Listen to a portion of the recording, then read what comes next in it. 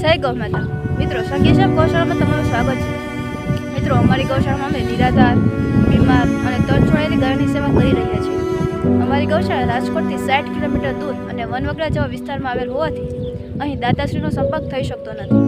અમારી ગૌશાળામાં કુલ 9 જેટલી ગૌમાતા બિરાજમાન છે, પરંતુ દુઃખની વાત એ છે કે આ ગૌમાતા માટે શેડની વ્યવસ્થા પૂરતી નથી।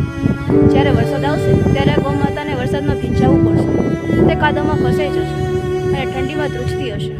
આ એ જ ગૌમાતા છે જે આપણને દૂધ આપે છે, આપણને પોષણ આપે છે। એ જ ગૌમાતા આજે આશરા માટે તરસી રહી છે। ગૌમાતા એ કંઈ બોલી શકતી નથી, પરંતુ તેનું આંખોમાંનું દુઃખ, તેની હાલત એ બધું કહી દે છે। આથી અમે આપને નમ્ર અપીલ કરીએ છીએ કે જે કોઈ ફામાસા, જે કોઈ સમાજના શ્રેષ્ઠ એ પોતાની લક્ષ્મીનું શ્રીદાન આ હેરાન થતી ગૌમાતા માટે શેર બનાવી વિશ્વના અનન્ય આશીર્વાદ મેળવવાની ભાવના હોય તે અમારો સંપર્ક કરી શકે છે। આપનું નાનકડું યોગદાન પણ ગૌમાતા માટે આશરો બની શકે છે। ગૌમાતાનું આ દુઃખ, ગૌમાતાની આ પીડા, ગૌમાતાની આ વ્યથાને રજૂ કરતો આ શોર્ટ વિડીયો આપના ગ્રુપમાં વારંવાર શેર કરવા વિનંતી। જય ગૌ માતા, જય ગૌ સેવા।